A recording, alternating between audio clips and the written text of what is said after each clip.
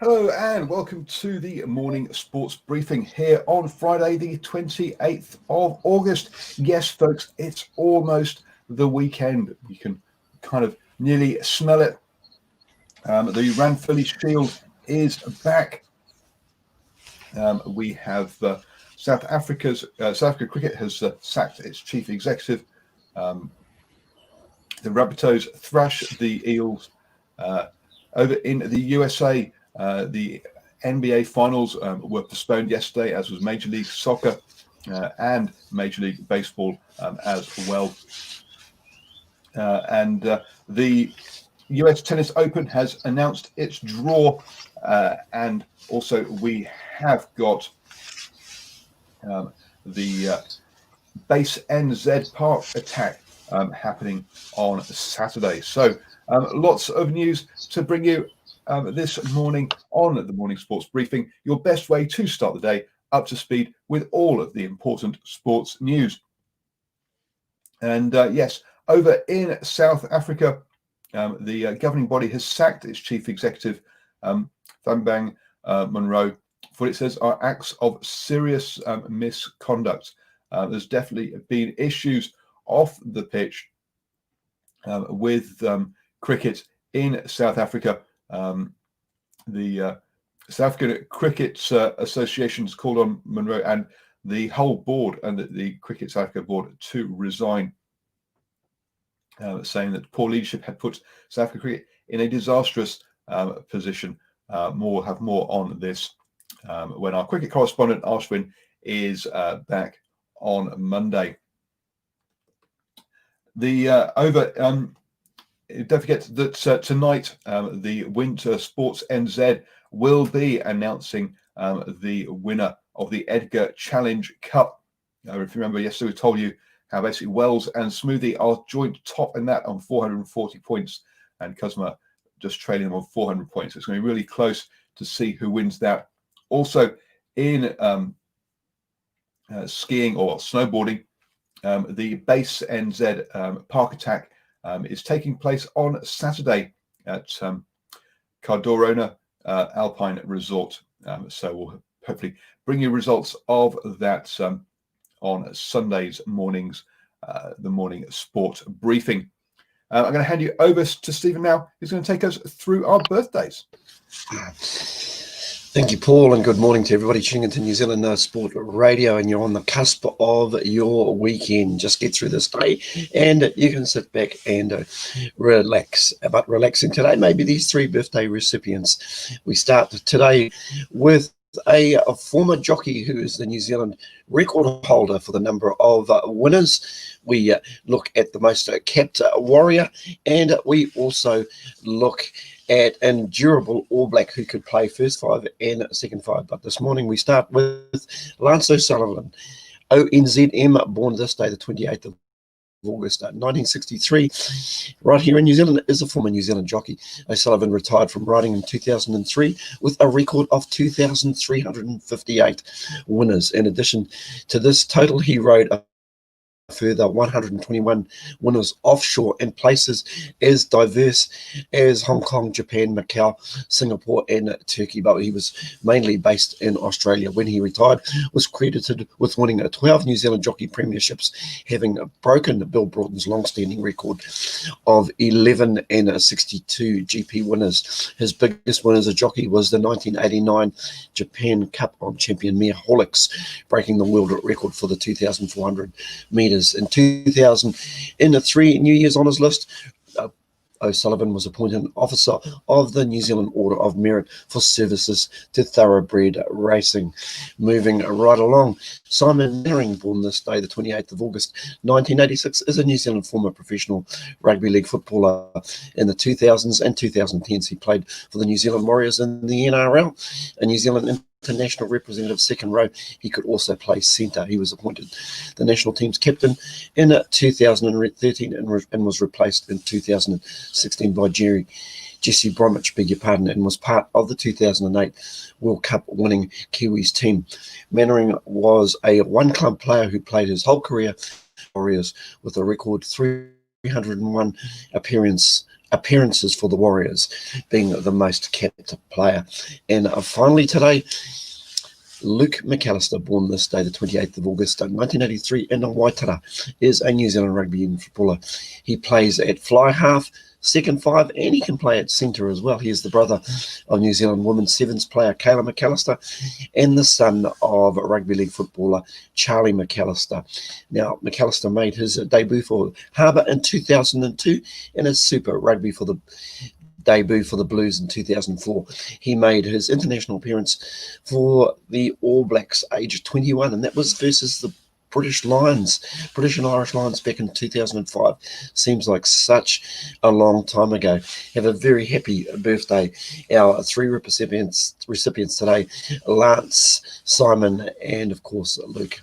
Back to you, Paul. Thank you very much, Stephen. And yes, a big shout out to Aidan Ranchod, Arsvin's son. It's his happy birthday today as well. So happy birthday to him, and hope you enjoy the cake that you'll be baking as well. Moving on then into rugby news, and a game that I know that Aidan will try and get to watch if his homeschooling allows him, is the Ranfurly Shield Challenge game that is happening today between Canterbury and North Otago. Kickoff is at 2 p.m. That'll be live on Sky Sports.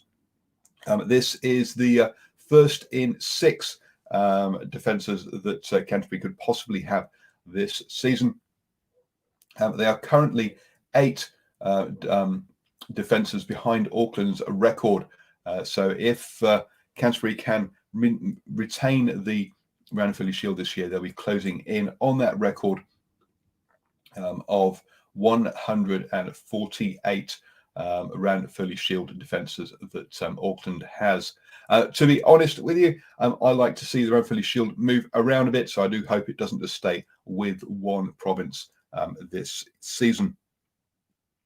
With the Mitre 10 Cup kicking off on the 11th of September, we will be starting our warm up to that by getting around and talking to as many of the head coaches as we can. Today we're going to be talking with Southland later, so look out for that interview to be published coming out soon. Also, we have Super Rugby action still. Yes, Super Rugby AU continues. We have 2 games this weekend. Tonight sees the Brumbies take on the Western Force at 9 p.m. Kickoff. And then on Saturday, we've got the Waratahs facing the Rebels at 9:15.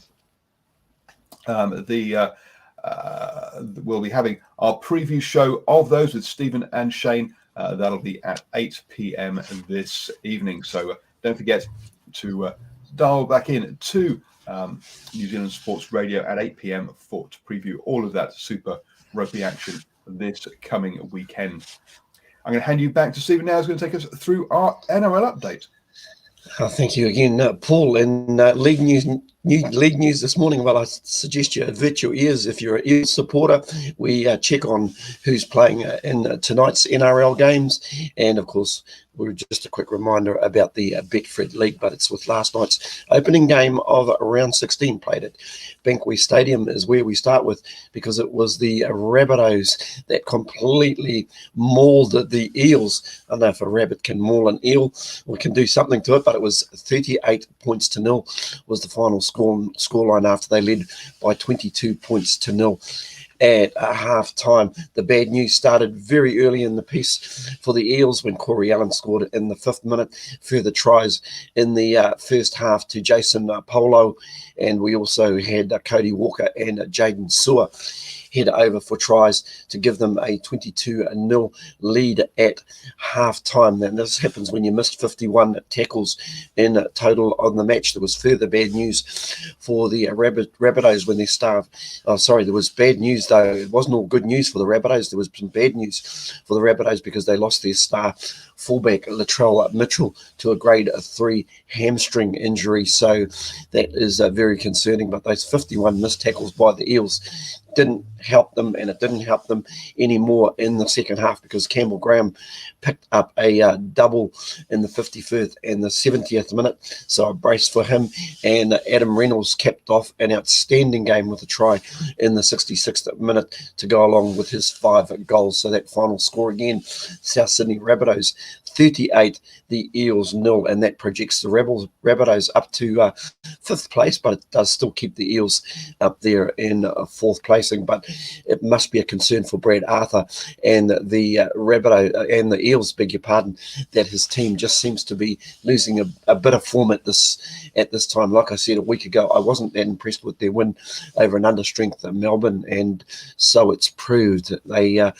This big loss has been coming for a very, very long time.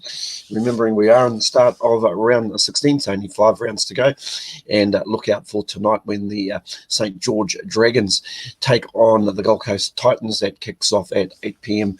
New Zealand time. And in our late game, the Roosters take on the Broncos from the Sydney cricket ground. I think the Roosters may be far too strong in that game. And, of course, I'm picking the Dragons to be too strong for the Titans. Also, look out for the Betfred League, which starts this weekend again. So plenty of league to look forward to, but that's it for me today. I'm going to take an exit stage left, and I'll catch you tomorrow morning.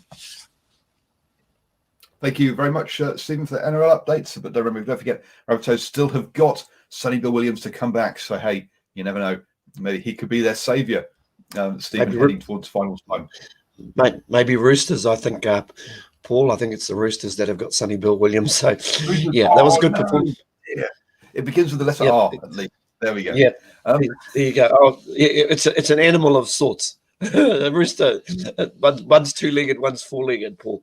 We'll catch you tomorrow morning. One's got feathers, one's a bit furry. There we go. So this is why I don't host the standoff show on a Wednesday evening to do with talking about NRL. And that's why we get Brad and Sanjay on, because they know their league and I don't. So you can go back and listen to the recording of the standoff show to get that previews all of this round's action. You can get that on our podcast. Just search for New Zealand Sports Radio on iHeartRadio, Spotify, iTunes, and listen to Brad and Sanjay, who will take you through all of the league action. Moving on then to tennis, and the US Open have announced the draw for their which then that starts on Monday. Djokovic will be taking on Dusma in round 1. He is the number 1 seed on the men's draw. And Pliskova, who is the number 1 seed in the women's draw, will be taking on Kalinina there. So if you want to get your tennis fix, I say that the US Open starts on Monday, and the draw is out now. Over in the NBA, and the Milwaukee Bucks refused to take the court, and in the first game yesterday, in a protest over the shooting of police brutality, the shooting of a black person in the Milwaukee area, this led to protests over there. The other games followed suit, as did Major League Baseball and Major League Soccer, as the athletes all call for urgent change in the USA around this. The NBA and were caught, the owners were caught by surprise by this. There had been talks, but the Milwaukee Bucks decided to take action. And the NBA and the NBA Players Association came out in support, as did the teams and owners came out in support of their of the athletes. And those 3 games will be postponed, and the announcement is that they will be replayed. Reports suggest that the NBA will be back playing again today, but we'll have to wait and see for that. The Nuggets are due. Not the Nuggets. The Bucks are due to play the Magic. The Rockets to play the Thunder, and the Lakers to play the Trailblazers.